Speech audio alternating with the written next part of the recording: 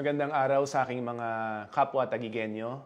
Ngayong araw na to, ibabalita ho natin ang COVID report para sa linggo ng October 8 to October 14. Ngayong araw na to, ang total cases of COVID-19 natin ay 8,136.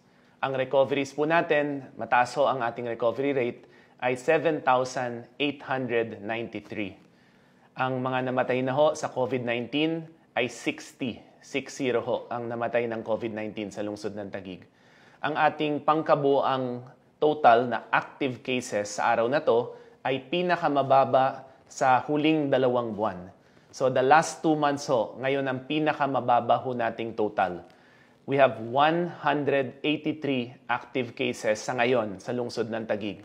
Kaya magandang balita ho to. Patuloy ang pagbababa ng ating mga kaso, patuloy na bumababa ang ating mga positibong kaso at mga aktibong kaso. 183 is the lowest in 2 months. Ang mga ulat ho ng ating positibong kaso bawat linggo ay muli ring hong bumaba. Sa linggong ito, ang numero ng ating positibong kaso ay 289. So ang mga bagong positibong kaso ngayong linggong to sa lungsod ng Taguig ay 289. Malaki ho ang binaba niyan mula last week na may pangkabuoang 372. Last week po, we had 372 new cases. This week, we have 289 cases. So bumababa ho, patuloy na bumababa ang ating mga positibong kaso habang patuloy namang tayong nagiging agresibo sa ating testing. So patuloy ang ating numero at ang dami ng ating mga tinetest, ngunit bumababa na ho ang ating mga positibong kaso.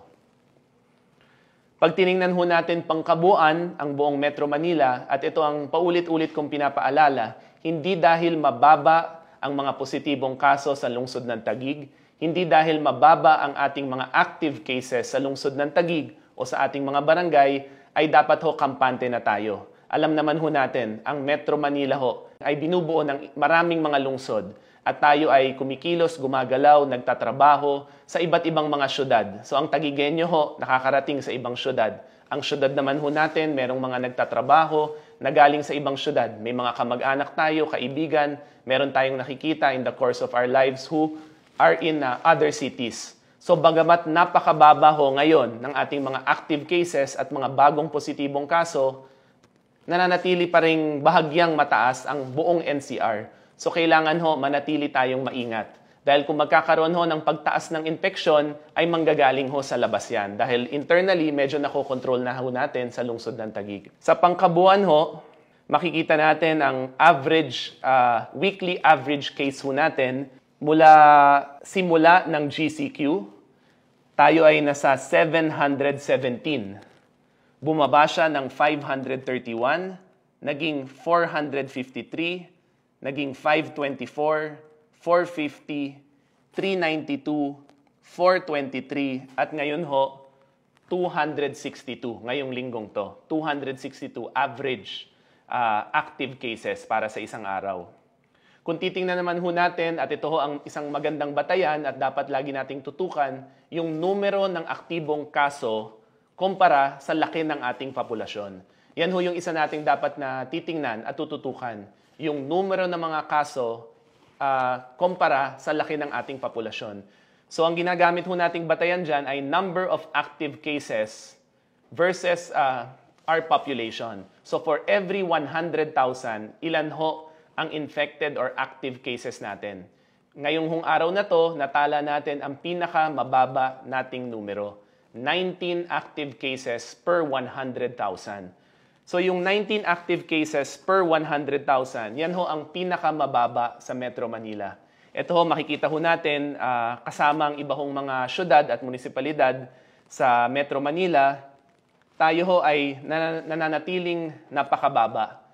Pero yung 19 cases per 100,000 cases ay marami pa rin. Yung 19 ho, pwedeng dumoble, pwedeng trumiple ho, kahit isang araw, 2 araw. Ang attack rate ho sa lungsod ng Taguig ay nasa 0.82%. Ito ho yung numero ng nagkakasakit kumpara sa ating populasyon. Nananatiling mababa sa 0.82 kumpara sa average dito sa NCR sa mga kapitbahay ho natin na 1.26. 82% versus 1.26%. Ang ating case doubling time ay nasa 16 days. Mas mahaba ho, mas maganda. Ibig sabihin nun, mas mabagal ho yung transmission ng sakit. So ang case doubling time natin sa lungsod ng Taguig ay nasa 16 days.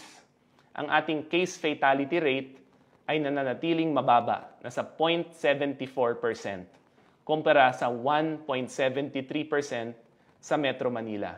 60 po ang numero ng mga namatay na sa COVID-19 sa lungsod ng Taguig.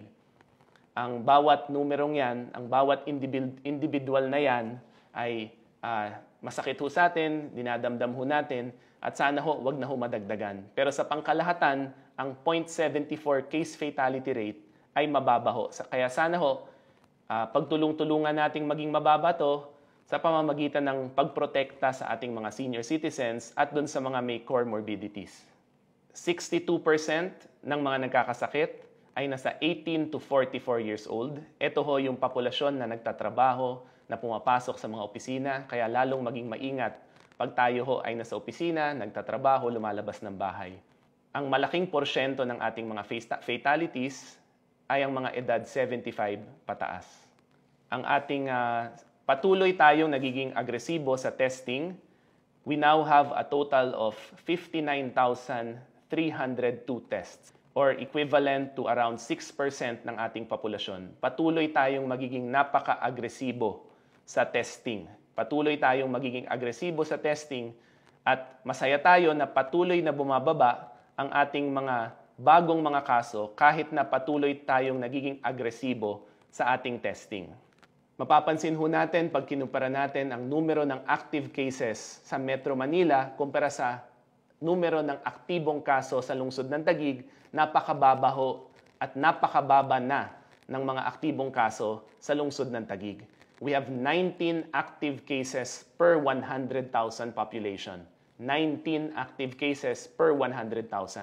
Kaya dapat ho patuloy tayong maging mahigpit, patuloy tayong magbantay, magmasid, maging napakaingat.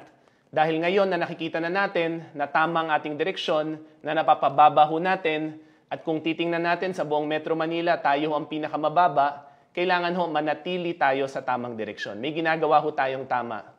Tama ho ang mga programa natin, tama ho yung mga ginagawa ho natin, tama yung level of cooperation, yung pakikipagtulungan ho natin. Ngunit tulad ng sinabi ko kanina, nananatiling mataas pa rin ang ibang mga lungsod, nananatili hong mataas ang ibang barangay, at bagamat ang average natin ay mababa, pinakamababa so far, yung 19 cases per 100,000. In the last 2 to 3 months, yan ho yung pinakamababa nating numero. Ngunit, kailangan ho, lalo pa rin tayong maging maingat. Hanggat meron ho tayong pinapasukang opisina na meron hong mga nagtatrabaho galing ho sa ibang lungsod, hindi tayo nakakasiguro. At normal naman ho sa isang pamilya na meron tayong pinupuntahang lugar na nakakahalubilo ho natin ay mga hindi taga-Taguig o hindi Taguigenyo. Kahit ho sa ating sariling bahay, normal naman din ho na meron tayong mga kamag-anak o pamilya na nakatira sa ibang lugar. Kaya ang bilin pa rin ho natin, pag tayo ho ay nasa opisina, pag tayo ay nasa trabaho, nasa place of work, pag tayo ay nasa mga iba pang commercial institutions, maging maingat ho tayo. Suotin yung mask, suotin yung face shield pag kailangan. Ngunit ang isang direksyon rin ho natin ay dahan-dahan na rin nating binubuksan ang ating ekonomiya at nagiging agresibo tayo para bumalik na tayo sa dating buhay natin. Pwede na ho, kaya na ho natin. Ngunit kailangan maging maingat tayo dahil dito ho nagkakahawaan. Sabi ho ng datos natin, ang pinakamaraming numero ng nahawaan ay yung edad ho na nagtatrabaho. Kaya sa trabaho ho, maging maingat tayo. Sa mga partners, mga institutions sa lungsod ng Taguig, we've instructed and ordered all institutions to have a designated safety officer. Kung wala pa ho kayo, pumunta ho kayo sa taguiginfo.com or pumunta sa Facebook page ng Safe City Taguig. Doon ho makikita ho yung instructions para magabayan ho namin yung inyong opisina, yung inyong negosyo, yung inyong place of work. Para sa ganoon, manatiling ligtas ang mga lugar na to. Sa mga kababayan ko ho, ang household nyo ho ay ingatan nyo, protektahan nyo. Kung meron hong tagalabas na bibisita sa inyo, kahit pa kamag-anak nyo, kahit pa malapit sa inyo, sana ho magsuot tayo ng face shield, magsuot tayo ng mask. Sana ho, tatanggalin lang natin yung mask sa ating bahay kung kasama ho natin yung household natin. Sana ho, maging lalong maingat tayo kung meron tayong mas nakakatanda sa ating bahay. Sabi ho ng ating datos, ang pinaka natatamaan o naapektuhan ng sakit na to ay yung edad sa Taguig ho, yung edad 75 and above. Yung mga seniors natin, pangkabuuan, at yung mga may comorbidities. Pero yung napakalaking porsyento ho na namatay o naapektuhan ng malubha sa lungsod ng Taguig ay 75 and above. Ngunit yung edad na nagkakasakit pero minsan o pangkaraniwan ay asymptomatic or mild lang yung mga kaso, ito ho yung edad na nagtatrabaho. So tulad nung sabi ko nung huling linggo, posible ho na marami ho sa atin magkasakit pero ubo, sipon lang ang mararamdaman o baka yung iba asymptomatic pa, walang nararamdaman.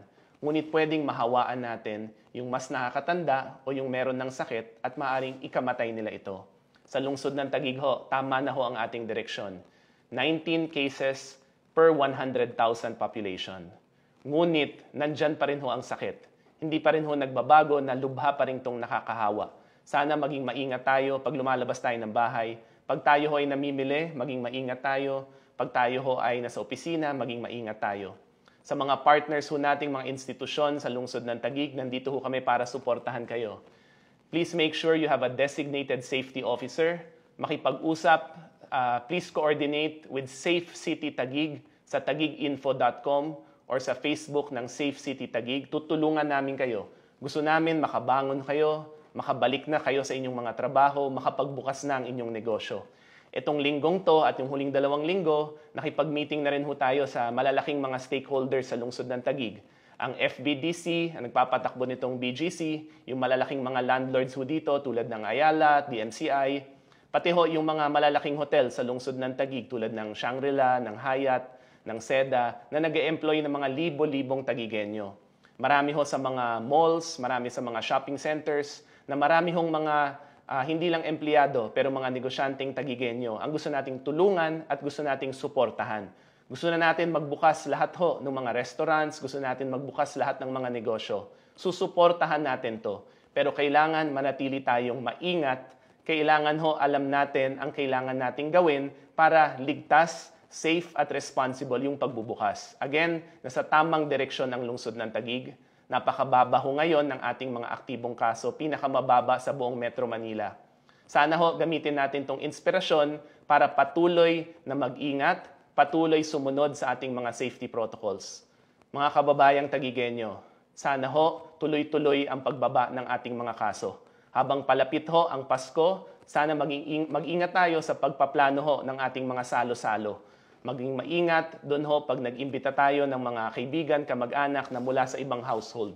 Konting sakripisyo ho. Kung magpaplano tayo, sana ho sa pamilya lang muna natin.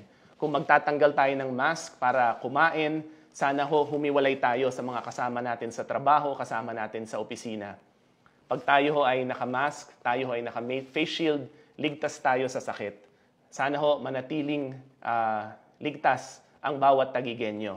God bless Taguig. Thank you sa inyong suporta. Thank you sa ating pakikipagtulungan. Nasa tamang direksyon po tayo. God bless Taguig. Maraming salamat po.